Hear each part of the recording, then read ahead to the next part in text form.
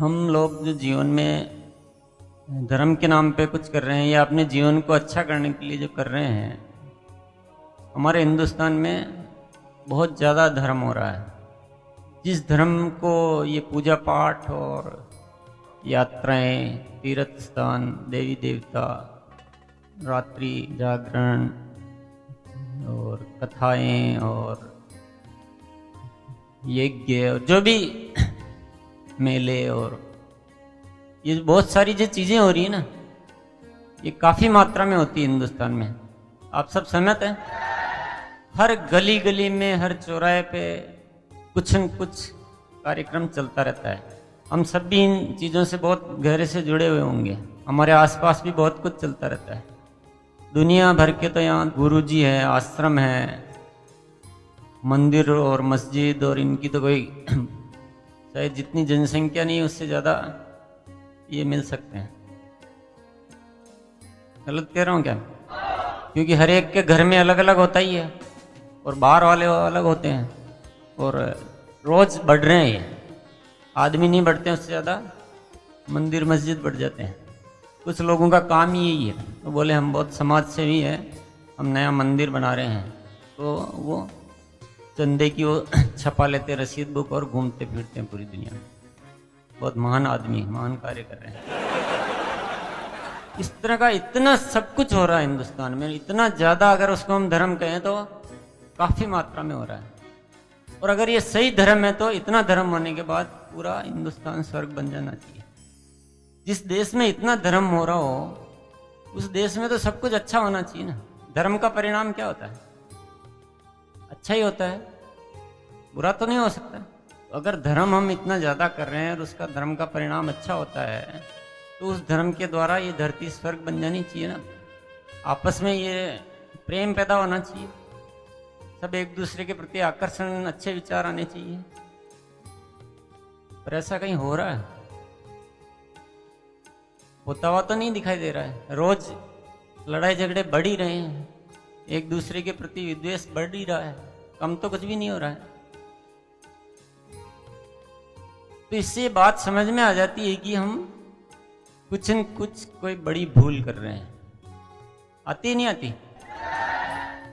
जिस चीज को हम जीवन के लिए, और यहाँ तक कि हम जब उस धर्म करने की जरूरत आती है, उस दिशा में हम लगते हैं, तो बाकी इस जीवन की महत्वपूर्ण चीजों को भी छोड़ देते हैं। भाई आज तो हमारे पाठ है, कथा है, हमारे तो गुरुजी की कथा है, वहाँ जाना है। तो उसके लिए बोले आप किसी आदमी से जो वादा किया हुआ है, किसी का आपको पैसा चुकाना है, कोई आपका फर्ज है कारोबार को लेकर या और किसी को लेकर, वो सब छोड़ देंगे। कोई पैसा मांग रहा तो उसको भी कह देंगे आज तो मेरे कथा में जाना, कल आना। आप पैसा मांग रहा उसको चुकाना पहला आपका फर्ज है या कथा में जाना पहला फर्ज? तो हम नैतिक जिम्मेदारियों तक को भूल जाते हैं, लेकिन वो काम हमारे को लगता है कि हमारा जीवन का उद्धार तो वहां होना है। इस कदर इन चीजों में हम डूबे हुए हैं और उसका परिणाम कुछ भी ठीक नहीं हो रहा है। और सदियों सदियों से चल रही है ये बात, और इस कदर चल रही है कि पूरा देश, एक एक आदमी उसमें पूरी तरह से डूबा हुआ है। पर हम थोड़ा सा भी अगर अपने आप को जगाएं और विचार करें तो साफ समझ में आ जाता है कि हम बहुत बड़ी कोई भूल कर रहे हैं कि इतना धर्म करें। अगर इतना वास्तविक धर्म होता तो ये आज धरती स्वर्ग बन जाती। हम आडंबरों को धर्म समझ रहे हैं, हम शारीरिक क्रियाओं को धर्म समझ रहे हैं। हम समझते हैं कि रोज ये इतनी पैदल यात्रा कर लेंगे, इतना त्याग तपस्या कर लेंगे, हम व्रत उपवास कर लेंगे, हम पूजा पाठ कर लेंगे, तो हमको इसके बदले में बहुत सारा परिणाम मिल जाएगा, हमारे दुख दर्द दूर हो जाएंगे। वहाँ भी हमारा लेन देन है, वो वास्तविक कोई मन का धर्म नहीं है। हम धर्म इसलिए करते हैं कि हमको वहाँ से कुछ न कुछ मिल जाए, इस हाथ दे और इस हाथ ले। सौदेबाजी है, मन में झांक कर देखो। कभी अपने निश्चल भाव से कि बस मेरा मन कर रहा है और इसलिए मैं ये कर रहा हूँ, ऐसा होता है? पीछे हमेशा एक कैलकुलेशन चलती है कि मैं इतनी यात्रा करूंगा तो व्यापार धंधा ये चल जाएगा, बच्चा पास हो जाएगा, घर में जो बीमारियां हो दूर हो जाएगी, इसलिए ये सब काम करते हैं। ऐसे धर्म नहीं होता है। धर्म का मतलब समझना बहुत जरूरी है। जब तक उसका सही अर्थ नहीं समझेंगे, जब तक वो सही काम होगा नहीं। क्या होता है धर्म का मतलब? धर्म का मतलब होता है हमारे भीतर हमेशा अच्छे विचारों की उत्पत्ति होनी। बुरे विचार हमारे भीतर कभी आवे ही नहीं। हम अंदर से भी किसी का बुरा नहीं सोचते। जब अकेले बैठे हो, कोई नहीं सुन रहा हो, तब भी हम अच्छे ही अच्छे विचार हमारे भीतर आए तो हम धार्मिक है। ये धार्मिक होना मन की बात है, अंदर की या बाहर की बात? और हम बाहर को समझ रहे हैं कि हम कुछ कर रहे हैं। बड़े अपने आप को 30 मार का समझते हैं, कुछ ज़्यादा। कोई जो पूजा पाठ कर लेता है वो अपने आप को ऐसा समझता है कि मैं अध्यात्म से बहुत जुड़ा हुआ हूँ, मन में चाहे कुछ भी चल रहा हो। और इसकी वजह क्या है? ये ऐसा क्यों हो रहा है? क्योंकि हम एक बहुत बड़ी गलतफहमी पाले हुए हैं। हम धर्म को अलग समझते हैं और कर्म को अलग समझते हैं। हम जब कुछ करते हैं अलग से, मंदिर जाते हैं, पूजा करते हैं, मस्जिद जाते हैं, नमाज पढ़ते हैं, यात्रा करते हैं, मेले लगाते हैं, कथा करवाते हैं, तो हम उसको तो समझते हैं धर्म, ये हमारा धर्म है। और जब हम अपना व्यापार धंधा कारोबार करते हैं तो उसको क्या समझते हैं? ये कर्म है, इससे तो धर्म पूरा होगा नहीं, हमको धर्म करने के लिए अलग से कुछ न कुछ करना है। ऐसा एक गलतफहमी हमने पाल रखी है। और ये सबसे बड़ी गलतफहमी जो पूरी दुनिया बुरी तरह से पाली हुई है। जब तक हमारा हर कर्म धर्म में नहीं होगा तब तक नहीं होगा। हम जो भी कार्य कर रहे हैं वो इतना धार्मिक, वो इतना अच्छा, उतना पवित्र तरीके से होना चाहिए, तब हम जाके धार्मिक बन पाएंगे। मैं तो कहता हूँ एक आदमी कभी कुछ नाम ही नहीं लेता है, मंदिर भी नहीं जाता है, कुछ भी नहीं करता, ना पूजा करता है, ना देवी देवता की बात करता है, लेकिन आदमी इतना सच्चा है कि कभी भी किसी का बुरा नहीं करता है, अपनी ड्यूटी ईमानदारी से करता है, जिम्मेदारियां निभाता है, और जीवन में किसी से राग द्वेष नहीं रखता है, सबसे प्रेम से रहता है, दूसरों का भले के लिए कुछ न कुछ करता रहता है। बताइए वो आदमी धार्मिक है या नहीं? पर लोग क्या कहते हैं? ये आदमी धार्मिक नहीं है। मेरे को बड़ा आश्चर्य होता है कि जो आदमी इन आडंबरों में कम ध्यान देते हैं वो उल्टा ज्यादा धार्मिक नजर आते हैं। आडंबर वाले तो सोचते हैं कि हमने तो धर्म का काम तो कर लिया, अब हमको बाकी कुछ करने की जरूरत, मैं धर्म का लाइसेंस मेरे को पूरा मिल चुका, अब तो बाकी मैं कुछ भी कर सकता हूँ। तो वो अपने आप सेटिस्फाइड हो जाता है कि मैंने तो धर्म तो खूब कर लिया, मैं तो आध्यात्मिक आदमी हूँ। तो बाकी के कार्यक्रमों में कुछ भी ध्यान नहीं रखता है। लेकिन जो कुछ नहीं करता वो अपनी ड्यूटी पूरी नहीं समझता, वो उसको तो कुछ न कुछ करना है। ऐसा भी बहुत मिलता है, ऐसा जरूरी नहीं है पर ऐसा हो जाता है। अब आप कहेंगे कि ये सब चीजें, फिर ये मंदिर वगैरह ये सब क्या फालतू चीजें हैं क्या? मन में विचार आ रहा होगा ना, इतना सालों से, इतने जीवन से हम जिन चीजों को बहुत महत्वपूर्ण मान रहे हैं, इन चीजों का आप सही उपयोग लो तो इनका महत्व है, और सही उपयोग नहीं लो तो दीवारें हैं। यदि आपको वहां जाकर कोई ऐसा निश्चय करना है कि मैं आज यहाँ इसलिए आया हूँ कि मेरे विचार पवित्र बने, तो मंदिर फायदेमंद है। और मंदिर जाकर भगवान के सामने कि हे भगवान, मैं आज तेरे द्वार पर कुछ मांगने आया हूँ, मेरा आज दिन भर का व्यापार अच्छा चल जाए, मेरे बच्चे पास हो जाएं, ये बीमारी हो रही है दूर हो जाए, या आपके बार बार नमस्कार करता हूँ, तुम बड़ा दयालु है, तो मेरी बात सुन लेगा। तो मेरे ख्याल से ये सब बेकार की ढकोसले है, क्योंकि वहां आप लालच से जा रहे हो। अपना कर्म करने की निश्चय करो, अपने को अच्छा बनाने की निश्चय करो। मंदिर एक ऐसा स्थान है जहाँ पवित्रता आती है, और वो पवित्रता आकर दिन भर मेरे जीवन में समाहित रह सकती है। वो मंदिर इसलिए बनाए गए। मंदिर वहाँ मांगने के लिए नहीं बनाए गए, भिखारियों के जैसे वहाँ भगवान के सामने मांगते रहें, हे भगवान तू बड़ा दयालु है और मैं बड़ा नादान हूँ, मैं तो अज्ञानी हूँ, मेरे पापी हूँ, मैं नीच हूँ, मेरे को कुछ भी नहीं आता है, बस तू बड़ा दयालु है जो मेरा कल्याण कर देना। और मेरा ही कल्याण मत करना, मैं तेरी और पूजा करता हूँ, अर्चना करता हूँ, इस पूरे जगत का कल्याण कर देना, सब सुख शांति से भर देना इस जगत को। परमात्मा देखता है कि मैंने तेरे को इंसान बनाकर इस दुनिया में भेजा था कि इसमें कुछ कर्म कर, जिम्मेदारी ले और इस दुनिया को ठीक कर, इसलिए तेरे को धरती पर भेजा। तू फिर आके और मेरे को ये सारे काम अपने सौंप रहा है।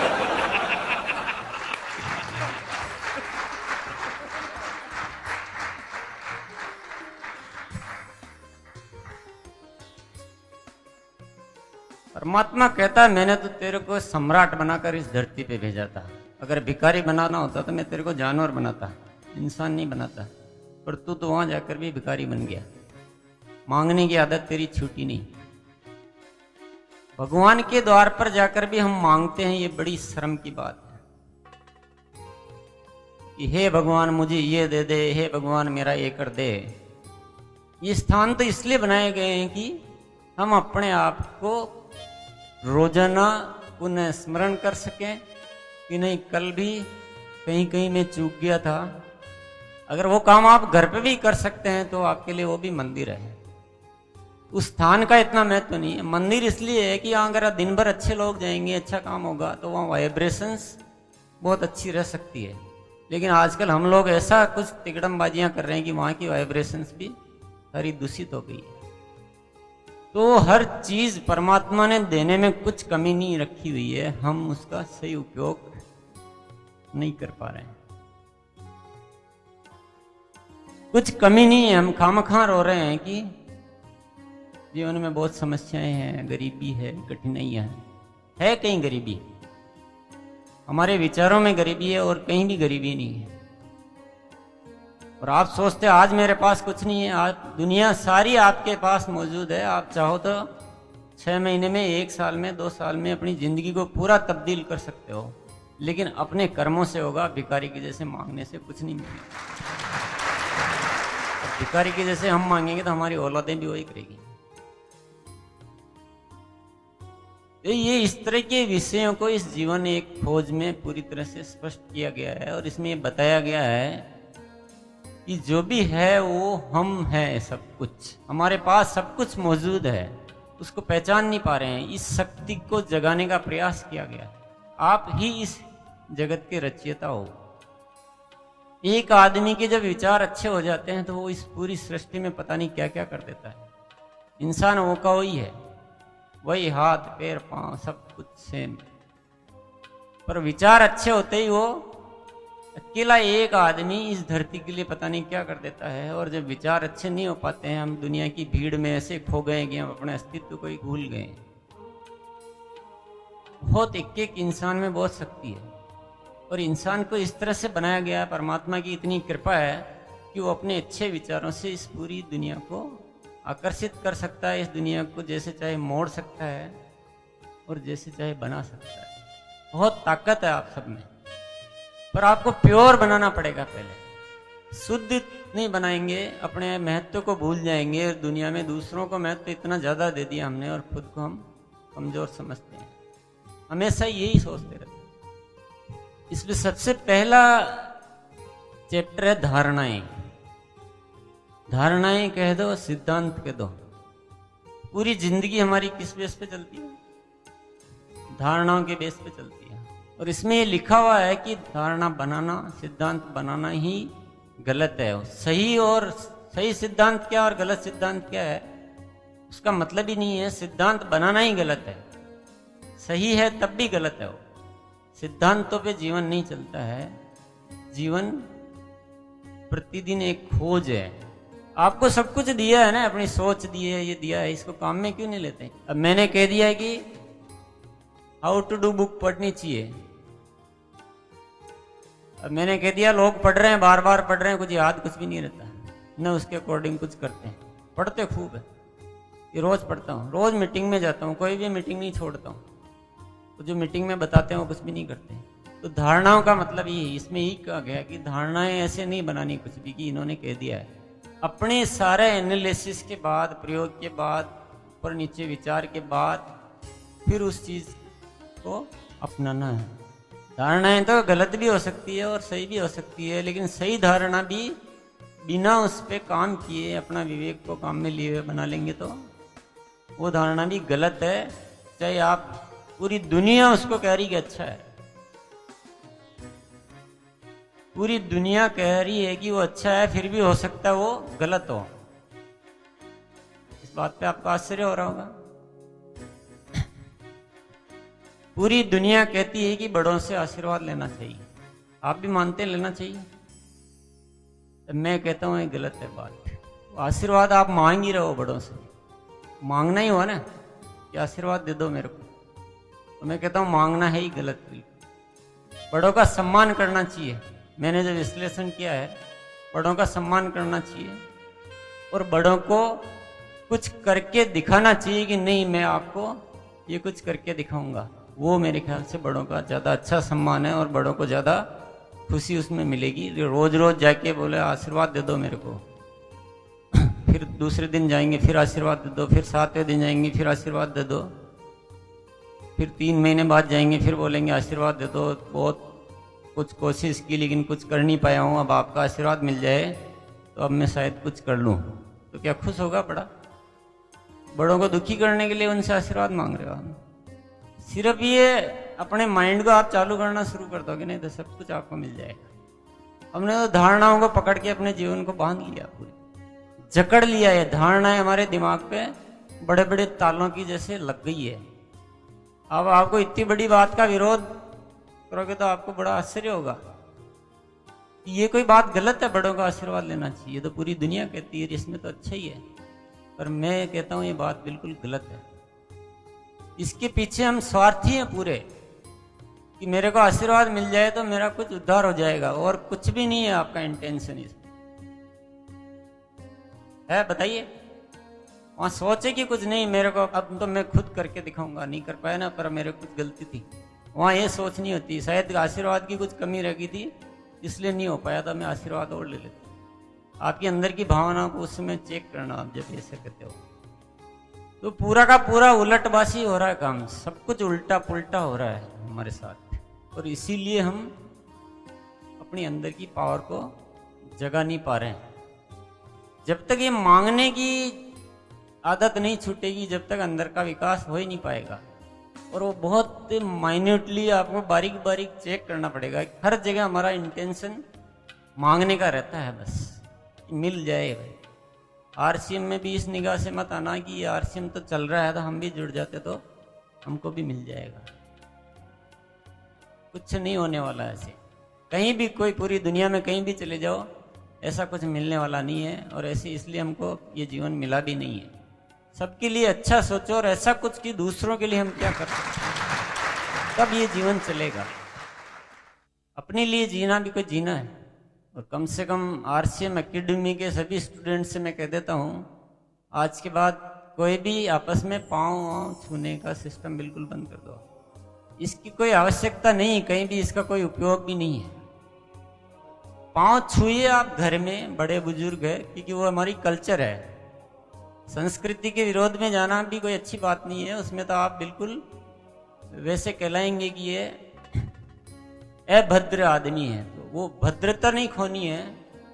बड़े बुजुर्ग रिश्तेदार वो एक कल्चर है, उसको हम इस तरह से इग्नोर नहीं कर सकते हैं। बाकी हमको आपस में कोई पाँव छूने की कोई जरूरत नहीं है, इससे कुछ अच्छा भी नहीं हो रहा है। ये गलत परिपाटी सी चल पड़ी, इसमें फिर हम चूक जाते हैं। कुछ लोगों का अहंकार बढ़ा देते हैं बिना मतलब का। तो ये धारणाएं वाली बात समझ में आ गई आपको?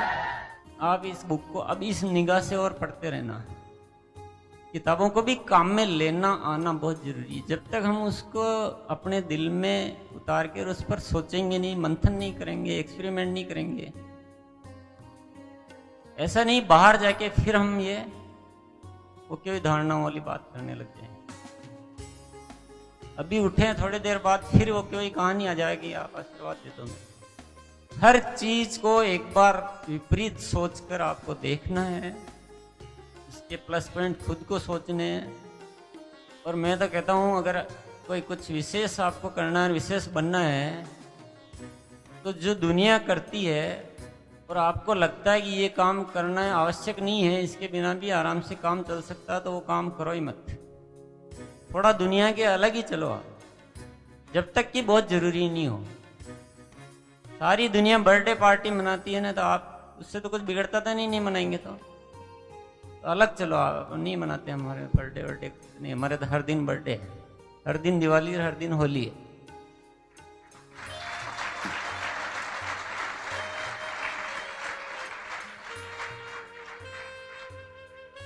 धारणाओं और सिद्धांतों के बारे में जो मैं बात कर रहा हूँ, ये है अंदर की बात कर रहा हूँ, ये विचारों की और भावों की बात कर रहा हूँ। औपचारिक जीवन में तो सिद्धांत और धारणाएं चाहिए। आपको यहाँ से जयपुर जाना है तो जयपुर वाली बस में ही बैठना पड़ेगा। उसमें अपना वो नहीं देखे, मैं चित्तौड़ जाने वाली बस में बैठकर देखता हूँ, मैं दुनिया तो उधर चलती है ना, मैं अलग चलने की कोशिश। अब गुरु के नाम पर भी हमारे एक बहुत बड़ा ताला लग जाता है। बात लगभग यही की यही है, किसी भी गुरु को आप सुनो, पढ़ो, जो भी करो, कोई मनाही नहीं है। हर गुरु को सुन सकते हो, आपको जितना समय हो और जितनी आपकी शक्ति हो, उसमें कोई दिक्कत नहीं है। कि उसकी बात का भी पहले विरोध करके देखो कि ऐसा क्यों करें, गुरुजी ने कहा पर ऐसा क्या जरूरत है, और अपने आप आपको समझ में आ जाएगा कि कौन सी बात ठीक है और कौन सी बात गलत है, कौन सी कितने % करने की जरूरत है, या उससे भी ज्यादा करना चाहिए। गुरुजी ने तो इतना ही बताया था, मेरे को इससे भी और ज्यादा करना चाहिए। वहां से तो इशारा मिला आपको, बाकी सब कुछ अपने को करना है। तो आप एक क्रिएटर बनोगे। आप अभी तक क्या आप सिर्फ फॉलोअर हो, और फॉलोअर बनने से काम चलता नहीं है, आपको क्रिएटर बनना पड़ेगा, खुद से कुछ पैदा करना पड़ेगा। ये दिमाग में से भ्रांति निकाल दो कि गुरुजी ने ये कहा है और वो नहीं करेंगे तो हमको पाप लगेगा या गुरुजी नाराज हो जाएंगे। ऐसे नाराज होने वाले गुरुजी के पास जाना ही बंद कर दो।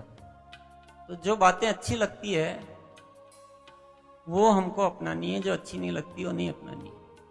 और जो गुरुजी आपको डराते हैं, ये करो तो ये फल मिल जाएगा और ये नहीं करोगे तो पाप लग जाएगा, ये फल और पाप ये केवल डराने के तरीके हैं।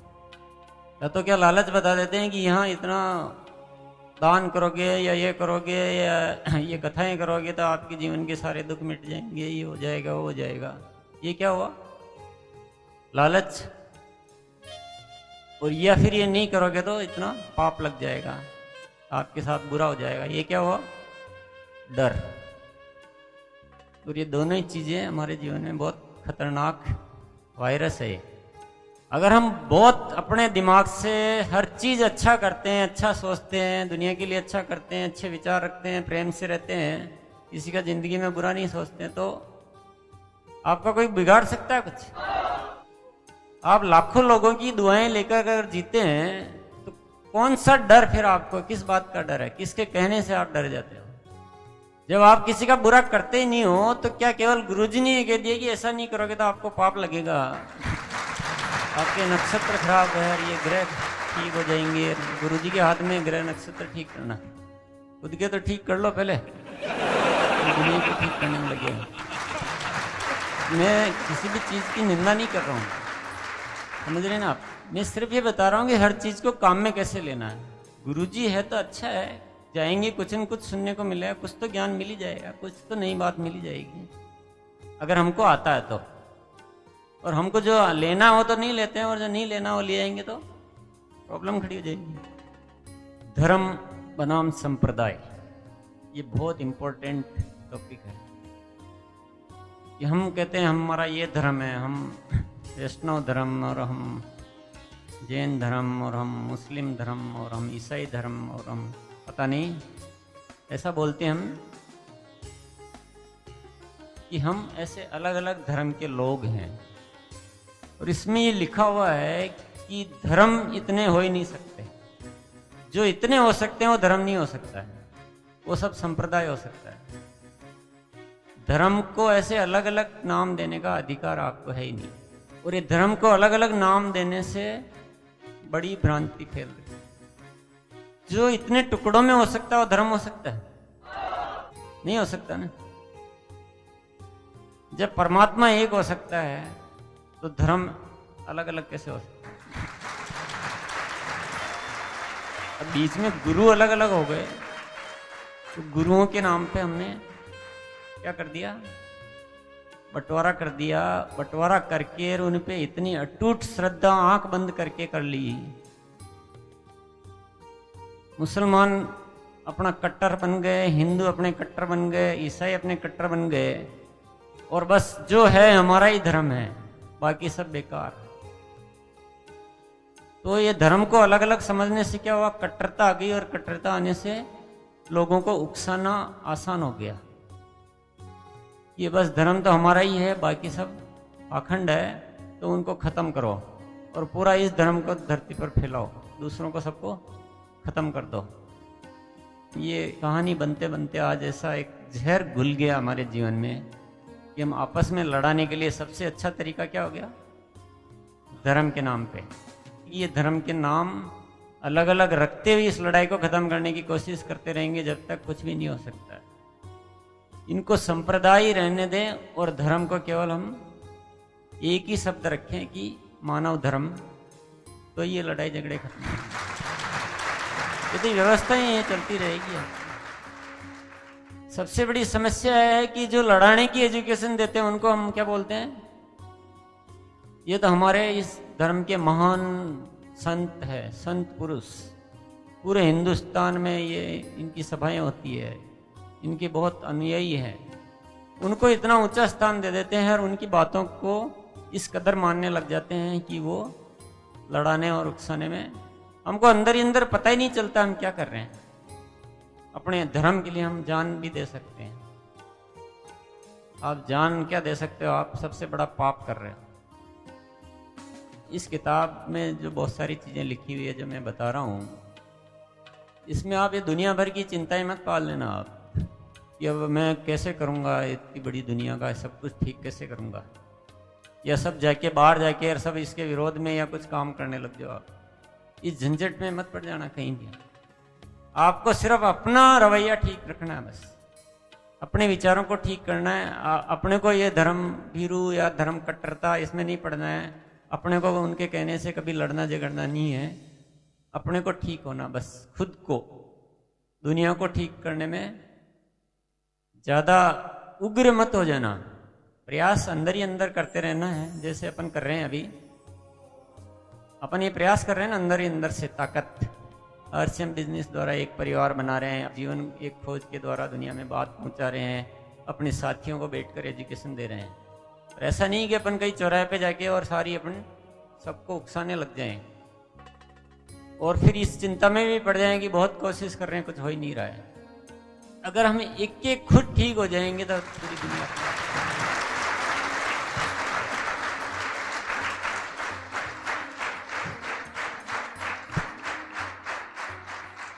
अब इस एक सही नजरिए से इस पुस्तक को आप पढ़ते रहें, आप ये काम खुद कर देगी। ये अगर किताब आप पूरी दुनिया में फैला दोगे और इस किताब को पढ़ना सीख जाएंगे, ये किताब सारा काम कर देगी। आप ये जिंदगी का सबसे बड़ा जो खजाना है या जो एक नजरिया होना चाहिए वो सारा इसमें पूरा स्पष्ट किया गया है। ये जो ताले लगे हुए हैं बहुत भारी भारी ताले हमारे ऊपर है, क्योंकि बिल्कुल जो चल रहा है और उससे एकदम बहुत बड़ी भूल हम कर रहे हैं। बिल्कुल सोच को अलग दिशा में हम ले जा रहे हैं और इसमें जो कहा गया वो बिल्कुल एकदम विपरीत दिशा है। तो ये थोड़ा भारी मामला है। जल्दी से किसी की हिम्मत ही नहीं होती है ऐसे डिसीजन लेने की, नहीं होती ना। एकदम से आप पुरानी चीज़ों को छोड़ नहीं पाओगे, इसको अपना नहीं पाओगे। पर ये धीरे धीरे करने का काम नहीं है। जब ताले बहुत भारी हो जाते हैं और जंग आ जाता है तो चाबियों से भी नहीं खुलते। उनको तो एक बार गंभीर चोट देकर तोड़ डालो, एक बार पक्का निर्णय कर लो, खुद के लिए कर लो। ये अब इन बातों को ठीक से समझना है और अपनाना है और मेरे अपने अस्तित्व को जिंदा करना है। हमने क्या अपना अस्तित्व को खो दिया पूरी तरह से। हम समझते हैं हम तो कुछ है ही नहीं, जो भी है हमको कहीं से मिल जाए तो हमारा जीवन चलेगा। और ये इसी सोच की वजह से हमारा विकास ही रुक गया। सारा विकास जब ही शुरू होगा जब हम अपने अस्तित्व को जिंदा करेंगे, अपनी पहचान बनाएंगे, अपने विचारों के द्वारा कुछ अभिनव सोचेंगे, कुछ क्रिएट करेंगे हम। हर इंसान को अपना क्रिएटर बनना पड़ेगा। और ये भी मत मान लेना कि मैं जो सिखा रहा हूं उससे आपका कुछ काम हो जाएगा, वो हो ही नहीं सकता। वो सब चीजें इसमें लिखी हुई है, लकीरें बना के और उस पर कोई चल जाए उससे काम हो जाएगा, कुछ नहीं होना। आपको अपनी अपनी खोज जारी रखनी पड़ेगी।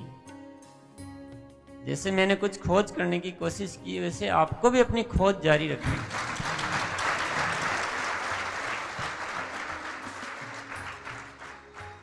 आपके विचार है, एक बार उनमें से धारणाएं हटाओ तो सही, आपके विचार जैसे ही चालू होंगे सब कुछ निकलेगा, सब उपजेगा। और दुनिया से थोड़ा अलग चलने की कोशिश करो, जहां चल सकते हैं, जहां कुछ भी नहीं बिगड़ता है, आराम से वो अलग चलने का रास्ता अपनाया जा सकता है, वहां अलग चलने की कोशिश करो।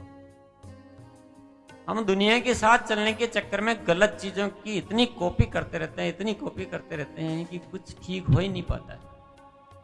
सारी दुनिया दिवाली पे पटाखे छोड़ते हैं तो किसी को कितना भी समझाओ उसको पता नहीं, उसका दिमाग चलता ही नहीं है। अरे छोड़ रहे हैं जिनको छोड़ने दो ना, अपन नहीं छोड़ेंगे तो काम चल जाएगा ना अपना। अब ऐसे ऐसे धीरे धीरे कुछ अलग करते जाओ दुनिया से, और आपका मन नहीं लग रहा है कि नहीं ये तो एंजॉय है करना चाहिए, ऐसे तो जिंदगी में कुछ मजे ही नहीं रहेंगे, ऐसा भी सोचते लोग। तो तुम मजा लेना तुमको आया क्या, अभी तो तुम कुछ मजा ही नहीं ले रहे हो। कुछ जिंदगी में क्रिएट करके देखो, फिर जिंदगी में कितना मजा है। ऐसे बर्बाद करने से थोड़ी मजा आता है। आपको होश ही नहीं है कि हम इस दुनिया को किस गलत दिशा में, कितना पॉल्यूशन फैला रहे हैं, कितने एक्सीडेंट हो रहे हैं, क्या हो रहा है, उससे कुछ मजा आ रहा है आपको। यानी आपकी आत्मा मर गई है और आपको ऐसी चीजों में भी मजा आता है। ऐसे आत्मा को मारो मत, आत्मा जिंदा रहने चाहिए। और हमें क्या हिम्मत नहीं होती कि पूरी दुनिया कर रही है तो हमें अब पता नहीं, मैं अलग सोचता हूँ ठीक नहीं होगा। ये सबसे बड़ी बीमारी है हमारे ऊपर। मैं तो कहता हूँ ज्यादातर चीजें वो सब गलत है जो पूरी दुनिया कर रही है। ज्यादातर चीज 90% गलत हो रहा है। अब लोग 31 तारीख को पता नहीं रात रात भर बाहर जा रहे हैं, कर रहे हैं, मेरे को कुछ समझ में आज तक नहीं आ पाया कि इसके पीछे लॉजिक क्या है।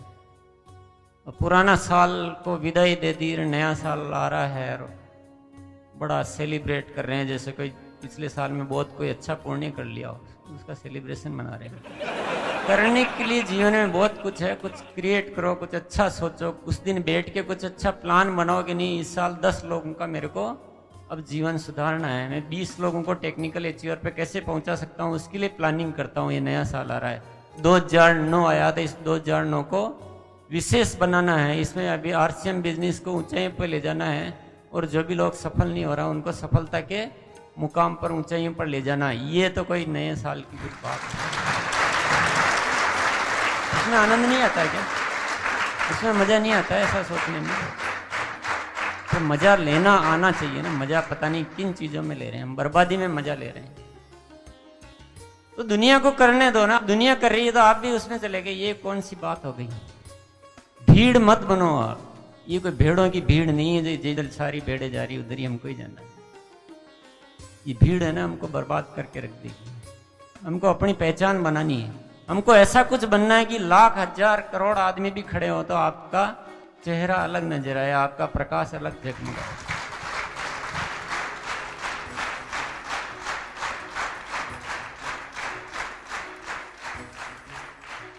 हालांकि मेरे कहने से आपको मानना नहीं है, आप अपने दिमाग से सोच के मानना।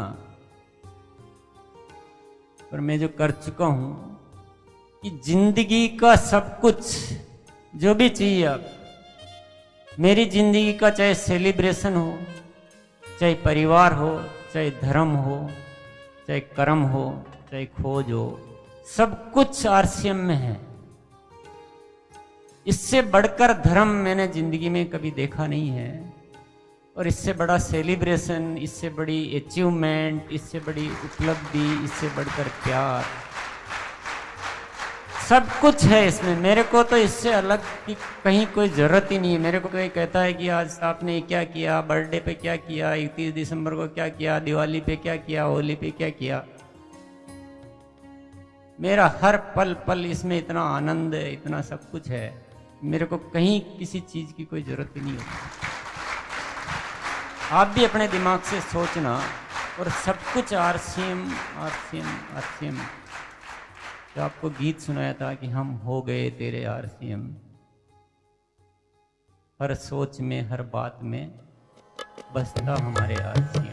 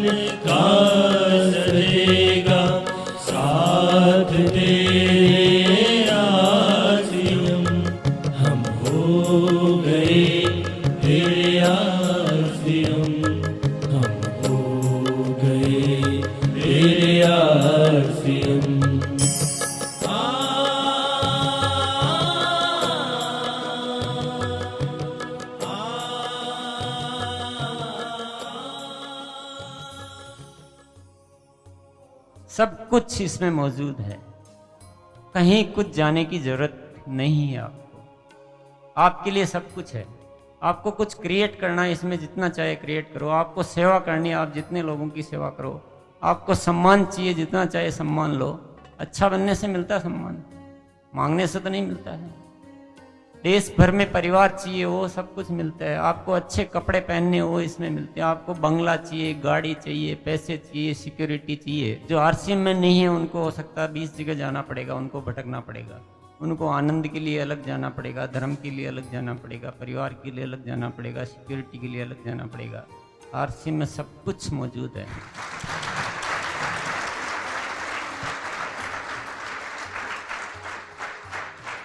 तो अपने दिमाग से खूब सोचना, ठोस निर्णय लेना और आरसीएम में किस तरह से चलना है वो। हालांकि मैं आपको बताने की कोशिश कर रहा हूँ, सब किताबों में भी लिखा हुआ है। मैं आपके साथ बैठकर रूबरू बात करने के लिए भी तैयार हूँ, लेकिन ज़्यादा बेहतर होगा कि आप अपनी खोज करोगे आरसीएम के साथ किस तरह से चलना है।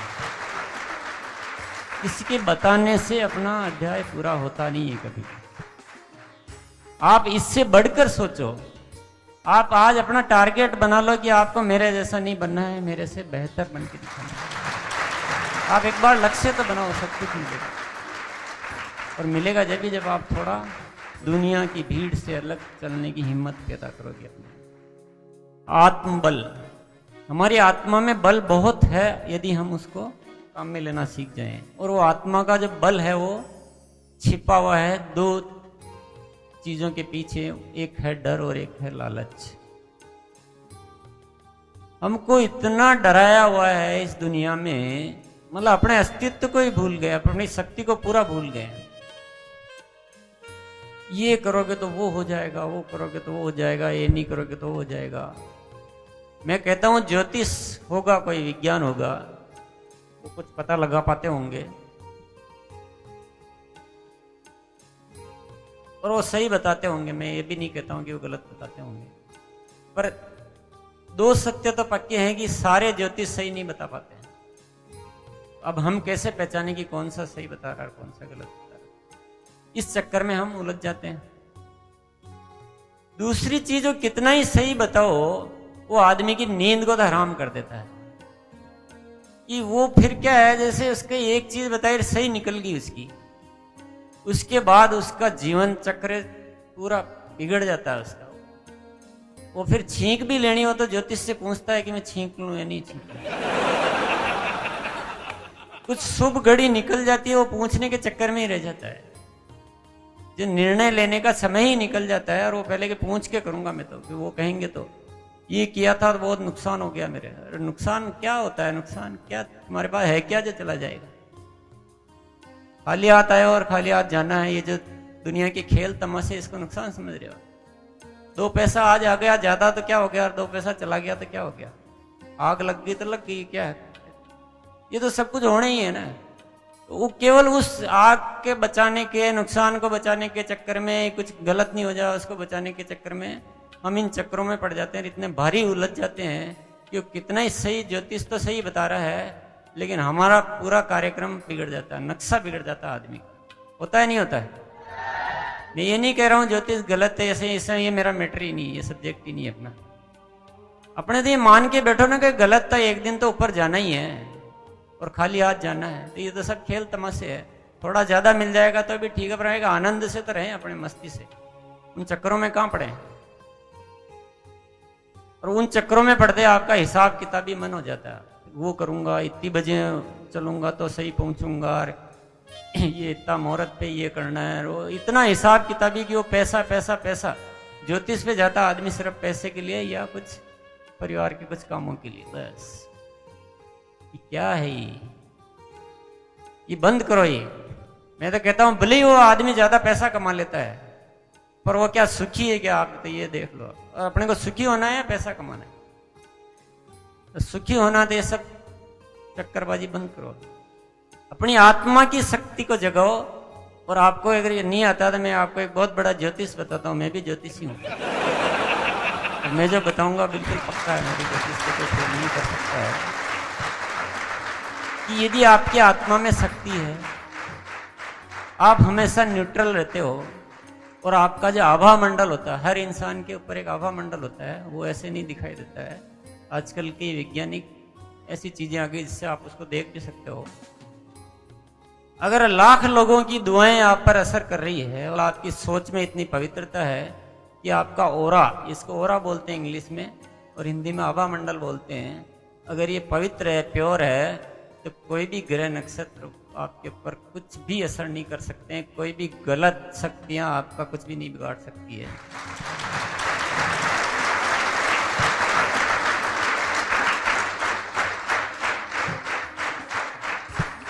ये एक पक्का ज्योतिष है। दूसरा ज्योतिष ये है कि नक्षत्र में ताकत है जो आपके जीवन को प्रभावित करते हैं। एक शक्ति है, एक कोई भी चुंबक जो भी है, उसके द्वारा वो आपके जीवन को प्रभावित करते हैं। ठीक है, पर आपके भीतर भी एक ऐसी शक्ति है कि उस शक्ति से भी आप विजय पा सकते हो। आपकी जो किस्मत में जो लिखा हुआ है, आप अपनी पवित्रता द्वारा, आप अपनी क्रिएशन द्वारा, आप लाखों लोगों की दुआओं के द्वारा उन सब चीजों को आप उस ज्योतिष से भी आगे जाके आप अपना एक अलग प्रभाव पैदा कर सकते हो। ये शक्ति तो, शक्ति से जीतने के लिए बड़ी शक्ति चाहिए, और बड़ी शक्ति हम अपने भीतर पैदा कर सकते हैं।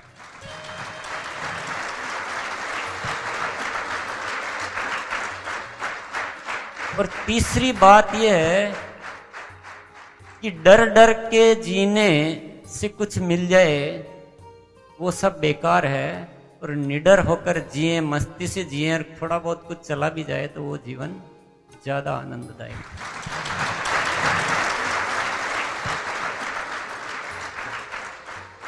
इस ज्योतिष को कोई फेल कर सकता है? अब कौन से ज्योतिष के पास जाना आप? मेरा ज्योतिष नहीं है, तो मैं बोल रहा हूं, लेकिन मैं जब बोलता हूं इसका मतलब अपने भीतर। तो ये है आत्मा का बल। एक सब्जेक्ट है इसमें कर्म फल, कि इस जीवन में ये करेंगे तो अगले जीवन में वो मिलेगा। अब कोई ये नहीं कहता है कि इस जन्म में करोगे तो इस जन्म में मिलेगा, अगले जन्म में मिलेगा। बहुत लंबा कथा है। अपने तो आरसीएम करोगे, इसी जन्म में सब कुछ मिलेगा।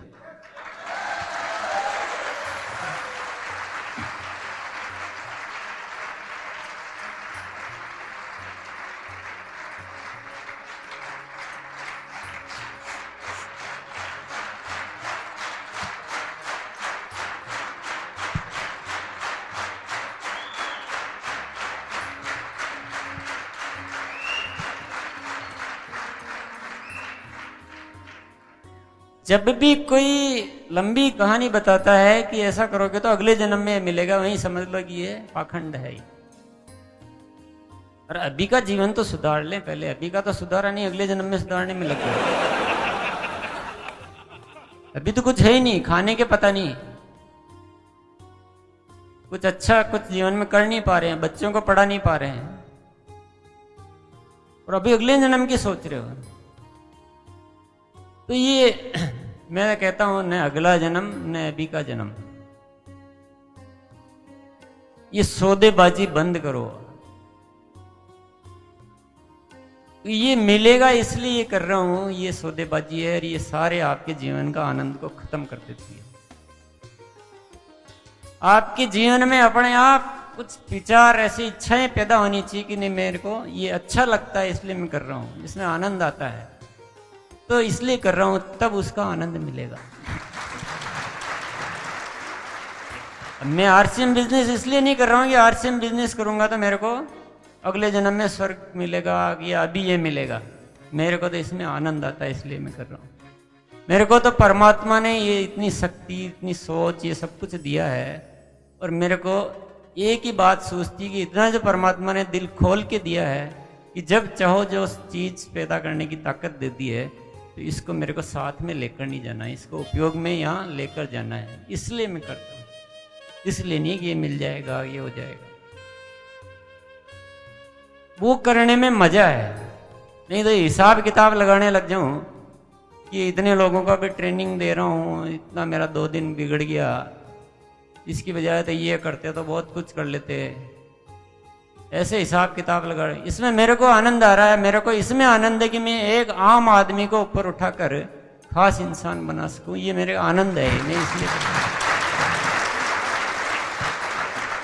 तो ये कर्म फल के चक्कर में मत पड़ो कि ये बस इतना करेंगे तो ये पड़ेगा।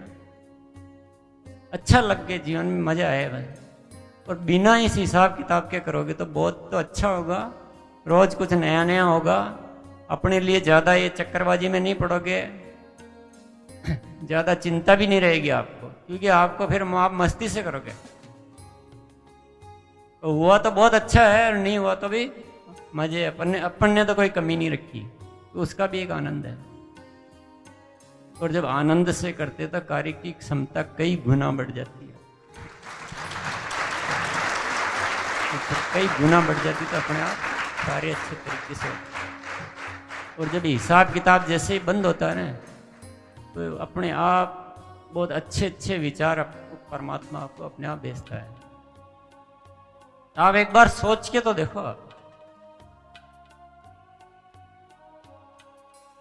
सिर्फ ये जैसे ही विचारों में ये लाना शुरू करो आप कि आनंद के लिए करना है, बस अब अपने को तो मजे लेना है, बाकी की जिंदगी आनंद लेना है और मजे लेना है, और ये दुनिया का प्यार प्राप्त करना है। तो जितने ज्यादा लोगों का अच्छा कर सकूं उतना करूं। फिर आप जो अभी आपको लगता नहीं कि मेरे को कुछ नहीं आता है या इतना नहीं आता, वो सब कुछ आने लग जाएगा।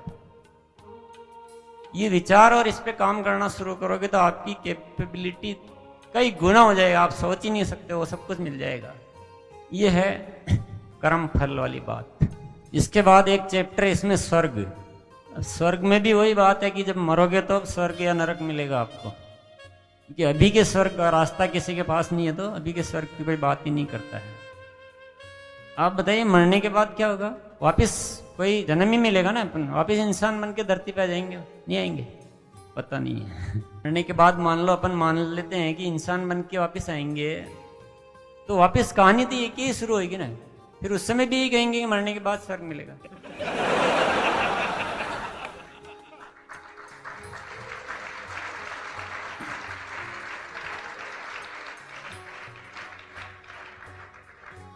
ऐसे कब तक इंतजार करते रहेंगे? स्वर्ग हमको चाहिए तो स्वर्ग बनाना पड़ेगा। ये केवल ये मांगते रहे स्वर्ग मिल जाए अगले जन्म। और स्वर्ग बनाना है तो अभी से बनाना शुरू कर देना चाहिए। और स्वर्ग कैसे बनता है, ये जो भी अपन बातें कर रहे हैं, और जो इन बातों को ठीक समझ लो कि आपके विचार अच्छे हों और आप हर समय सामान्य स्थिति में रह सकते हो। सुख और दुख से ज्यादा आपका कोई नाता नहीं होता है। हर समय आनंदमय रहना, कि कुछ ये जीवन का खेल है, ये नाटक है। जैसे 3 घंटे की पिक्चर होती है, ये 30 घंटे की होगी, 300 घंटे की होगी, 3000 घंटे की होगी, या कुछ छोटी थोड़ी बड़ी पिक्चर है, वो छोटी पिक्चर होती है। इस पिक्चर को देखते रहो और अपने एक सामान्य भाव से हम हर स्थिति में रह सकें, अच्छे विचार हमारे जीवन में हो और इन शक्तियों का सदुपयोग कर सकें, पश्चाताप जीवन में नहीं रहे, तो यही तो स्वर्ग है। और क्या स्वर्ग है? मन की सही स्थिति तो स्वर्ग है ना हमारे लिए, कि वहाँ महल बने हुए हैं, वहाँ अप्सराएं नाच रही है, वो स्वर्ग है। ये तो कहानियां हैं। जब सत्य साथ में पकड़ में नहीं आता तो झूठी कहानियां बना दी जाती है। और जब कहानियां बहुत पुरानी हो जाती तो हम उनको क्या कह देते हैं? शास्त्र कह देते हैं। और जब शास्त्र का नाम आ जाता तो फिर एक ताला हमारे दिमाग का लग जाता है, ये तो शास्त्रों में लिखा हुआ है। आज आप लिख के एक किताब छोड़ जाओ, 1001 साल बाद उसको भी शास्त्र कहा जाएगा। तो स्वर्ग हमको यही बनाना है। और अब तक हमारे पास जरिया नहीं था, लेकिन अब हमारे पास जरिया आ गया है। अब तो चूकना नहीं है। और नेक्स्ट टॉपिक हम लेंगे जीवन का स्वभाव। जीवन के स्वभाव को समझना बहुत जरूरी है कि हम क्या स्वभाव के विपरीत काम करते रहते हैं, तो वो ये जितनी भी समस्याएं खड़ी होती है इसलिए होती है। जिस तरह से पानी का स्वभाव होता है शीतल रहना, उसको गर्म करोगे तब भी वापस छोड़ते ही वो शीतल हो जाएगा। और आप उसको गर्म ही गर्म करते रहोगे तो वो उसके साथ आप कुछ गलत कर रहे हो, पानी के साथ खिलवाड़ कर रहे हो, धीरे धीरे वो खत्म हो जाएगा वो पानी। उसी तरह से जीवन का स्वभाव आनंदमय रहना है। और ये चीज हमको हमेशा ध्यान में रखनी है। खुश रहना, आनंद से रहना, खुद भी रहना और दूसरों को भी रखना। ये अगर समझ में आ गई बात तो हमारे से जीवन में जितनी भी ये गलतियां होती है वो सब खत्म हो जाएगी। जैसे आप स्मरण करोगे कि जीवन का स्वभाव तो आनंदमय रहना है, तो आप किसी को पीड़ा पहुंचाओगे? किसी के साथ जालसाजी करोगे, छीना झपटी करोगे, गलत शोषण करोगे किसी का? तो अपने जीवन का स्वभाव है और इसको स्मरण रखना है और इस स्वभाव को बनाए रखना है। इसी में हमारा भला है, नहीं तो हम खुद को खत्म करते जा रहे हैं। और धीरे धीरे अगर ऐसा ही करते रहेंगे तो ये यहीं का यहीं नरक मिल जाएगा, कहीं जाने की जरूरत नहीं।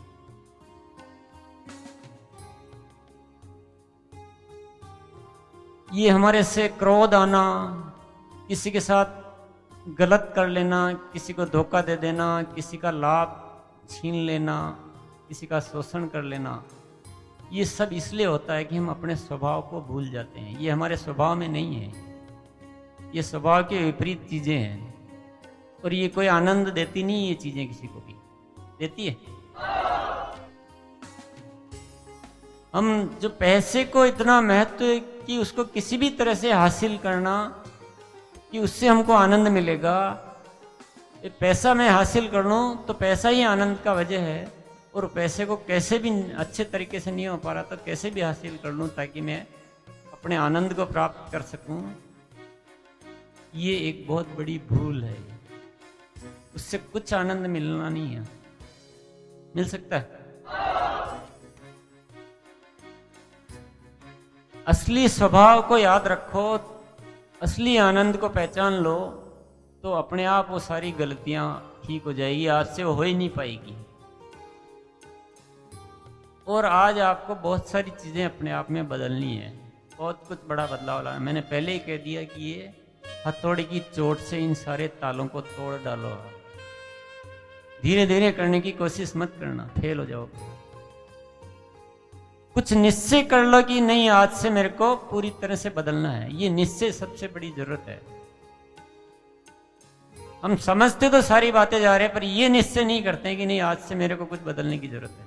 हम समझते हैं हाँ बस ये ठीक है, हाँ ये बात ठीक है, मैं मानता हूँ, एग्री करता हूँ, पर उससे कुछ काम होने वाला नहीं है। अपने को भीतर से रूपांतरित करना है, पूरा अपने आप को बदलना है। और ये आज निश्चय करना पड़ेगा पक्का, और उसको एक्शन में लाना पड़ेगा। ये इतना आसान काम नहीं है, ये हमने कभी किया ही नहीं है। ये हर किसी के साथ बहुत बड़ा भारी भरकम कृत्य है कि हम अपने आप को बदलने के लिए तैयार नहीं कर पाते हैं, कुछ निश्चय नहीं कर पाते हैं। एक एक कदम पे ध्यान रखते हुए अपने आप को बदलने का निश्चय करना पड़ेगा, सब चीजें ठीक हो जाएगी, ये स्वर्ग बन जाएगा।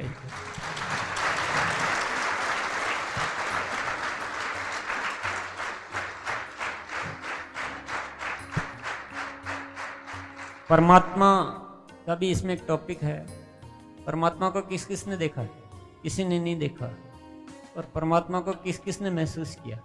अगर हम आंखों से देखने वाली बात करें तो परमात्मा को किसी ने नहीं देखा है, लेकिन मन की आंखों से महसूस करें तो हर समय उसका एहसास आपको हो जाएगा। और वही प्रयास हमको करना चाहिए। हम मन की आंखों से महसूस करने का प्रयास तो बिल्कुल नहीं करते हैं, और इन आंखों से देखने का प्रयास करते रहते हैं विभिन्न रूपों में।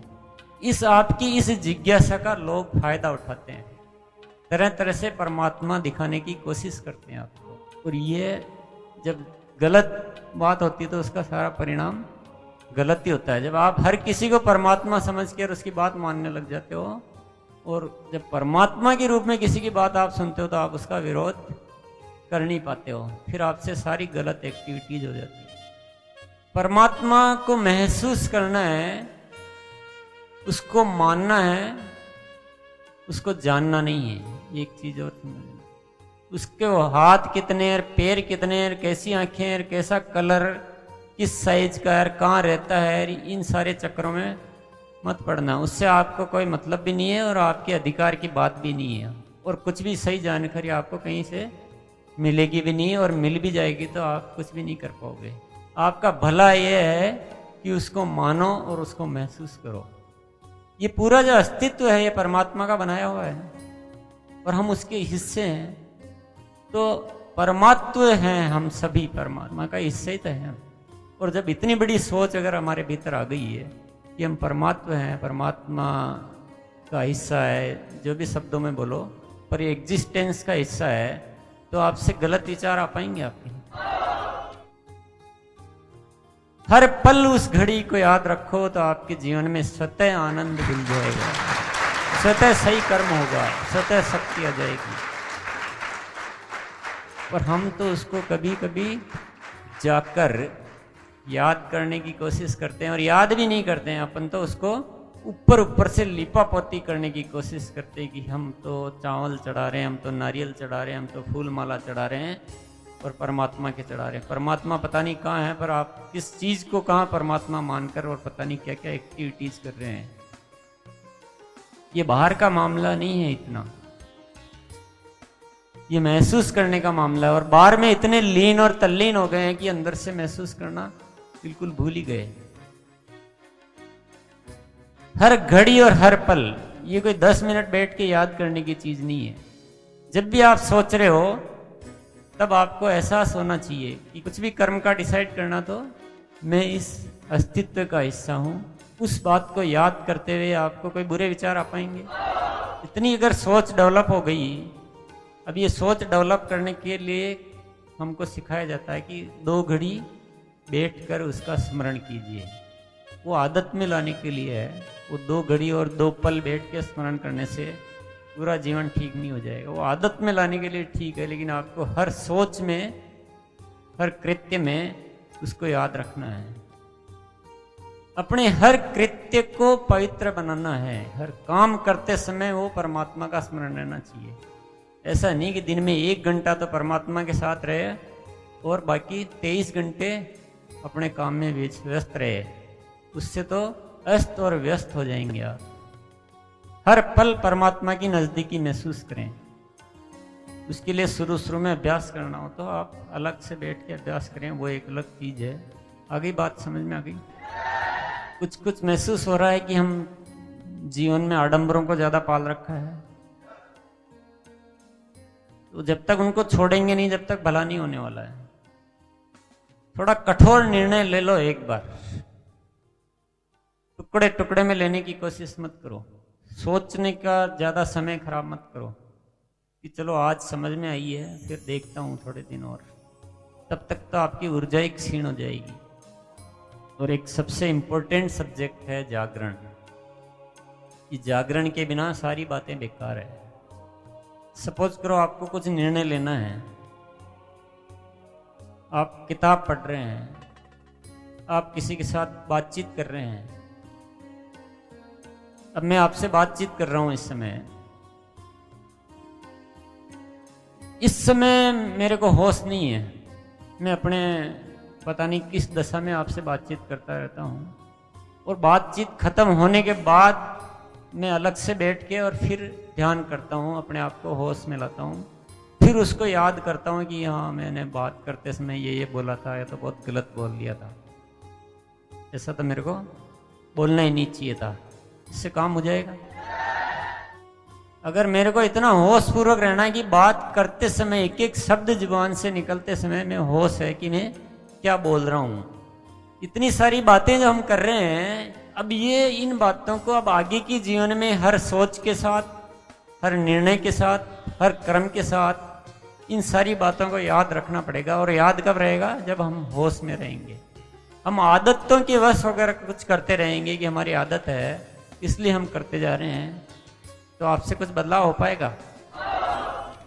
तो अभी जीवन में जो भी आज तक करते आ रहे थे, अब उन्हीं चीजों को, चाहे आप खाना खा रहे हो, खाना उठा रहे हो, किसी से मिल रहे हो, किसी से हाथ मिला रहे हो, हर एक्टिविटी में अब होश पूर्वक रहने की आदत बनाओ। और होश का मतलब जो अब तक जो आप बोल रहे थे, जिन चीजों को मान रहे थे, उनका थोड़ा विरोध करके सोचना शुरू करो। इससे आप में होश, अवेयरनेस आएगी कि अभी तक मैं ये करता था, अब इस चीज को अगर मैं ऐसे नहीं करूं तो ऐसा सोच कर देखो। ऐसे बोलता था, अब ऐसे नहीं बोलूं तो, इसकी बजाय ऐसा बोलूं तो, ऐसा एक होश अंदर चालू रहना चाहिए। इसका अभ्यास करना पड़ेगा। ये ऐसे नहीं होगा जल्दी से। अभ्यास कैसे करेंगे? या तो आदत बनानी हो तो एक पर्ची रख लें जेब में, और पर्टिकुलर एक्टिविटी के टाइम उसको देखते रहें कि अब मैं जो गुस्सा करूंगा वो होश पूर्वक करूंगा। तो आज यही एक प्रैक्टिस के लिए ऐसा करें।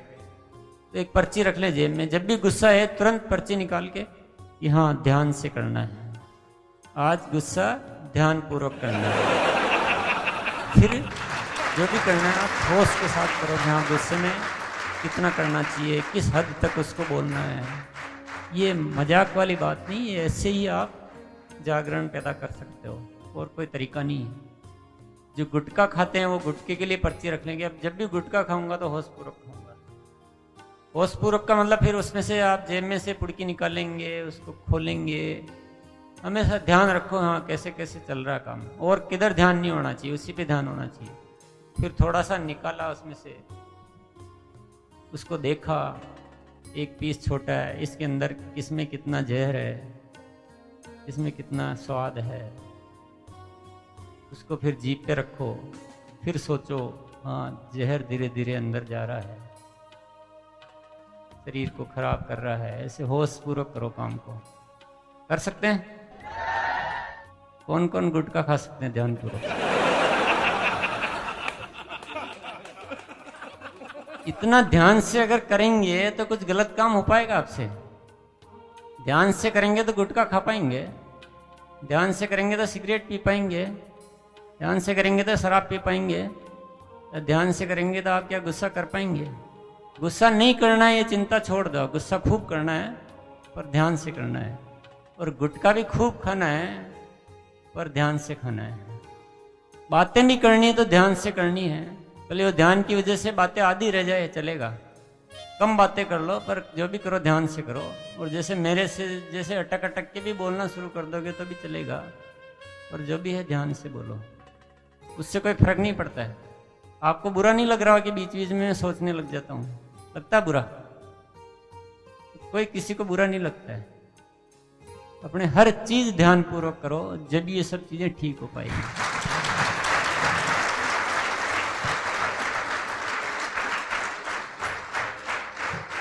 इस किताब को आप लगातार पढ़ते रहें, और इस तरह से पढ़ते रहें कि इसको काम में लेना है। इसका मास्टर नहीं बनना है, इसका पूरा उपयोग करना है। इसके बारे में आप चर्चा करने लायक, इसको एक्सप्लेन करने लायक बन जाएं, इसकी तारीफ करने लायक बन जाएं। प्रैक्टिकली आपके जीवन में दिखनी भी चाहिए कि नहीं, ये किताब पढ़ने से आपके भीतर अंतर आया है। और थोड़ा इंतजार कर लेना, एक ही दिन में सब कुछ आ जाए ऐसा भी जरूरी नहीं है। पर ये किताब, इसमें सब कुछ शामिल है। जो भी आपको अभी बताया वो भी मैंने सारा का सारा इसी में से ही बोला है। कभी कभी वो बात अलग है कि रूबरू बातें करना ज़्यादा प्रभावशाली हो जाता है, पर रूबरू बातें करना एक बार किया जा सकता है, और किताब आपके साथ जीवन भर रह सकती है। तो इसका जो आज बातें हुई है उसको अब आप इस नज़रिए से, इस तबीयत से पढ़ते रहना और अपनाते रहना। अपना आरसीएम का उद्देश्य केवल आपको पैसे वाला बनाना नहीं है, आपको सुखी बनाना है, आनंदमय बनाना है। जो पहला सेशन चला था तो जो 2 घंटे में जो फीलिंग्स हमारे अंदर आई, एक कमिटमेंट का भाव आया। अब लगा कि सब कुछ बहुत बढ़िया हो रहा है, किसी चीज़ की परवाह नहीं है।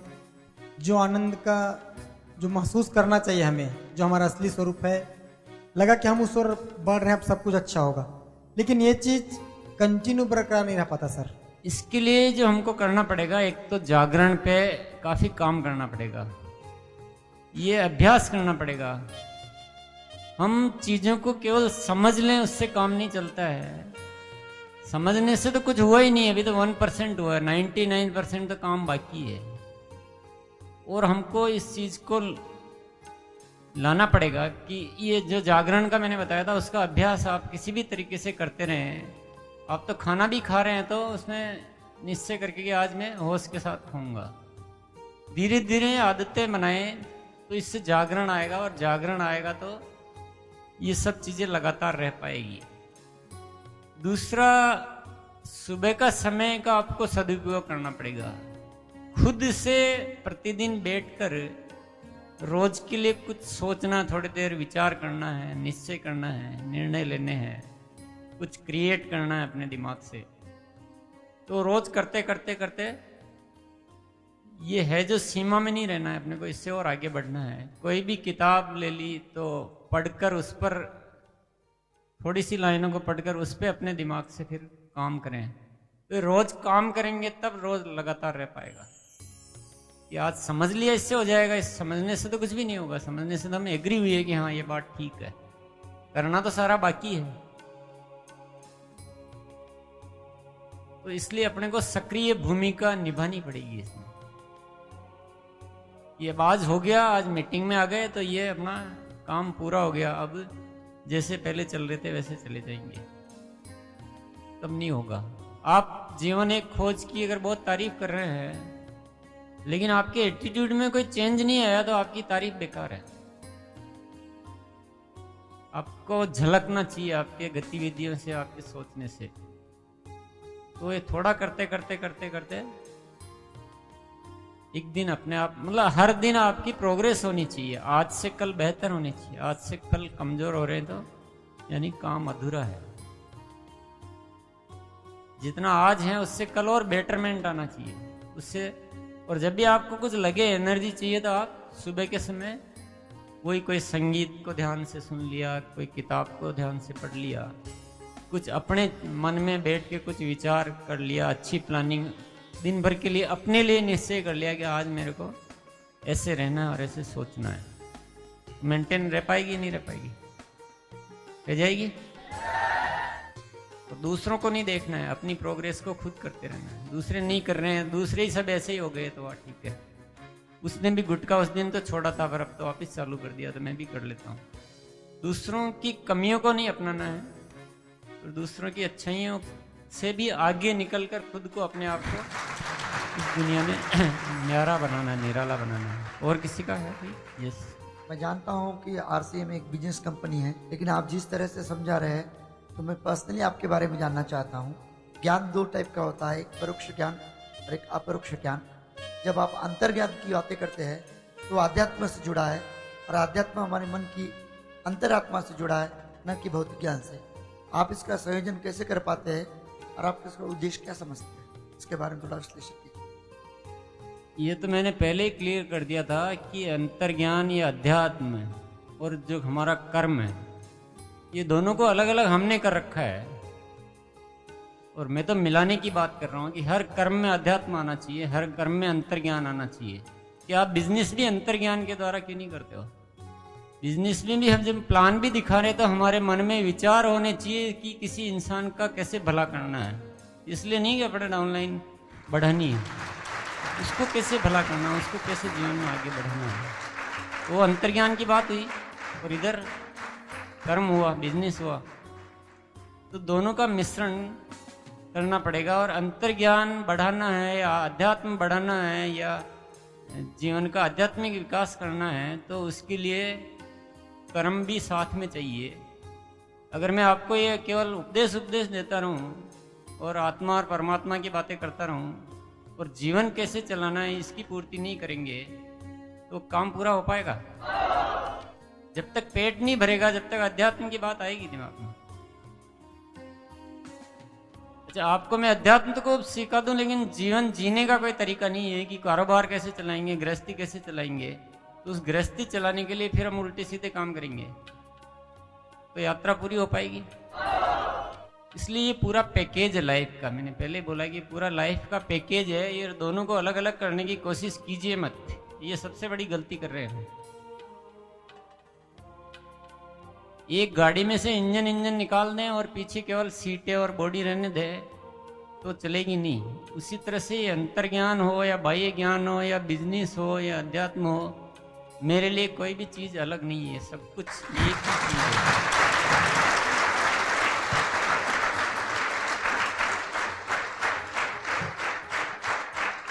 इसके बिना अंतर्ज्ञान भी कुछ काम का नहीं है, और बिजनेस में अंतर्ज्ञान नहीं हो तो बिजनेस भी कुछ काम का नहीं है।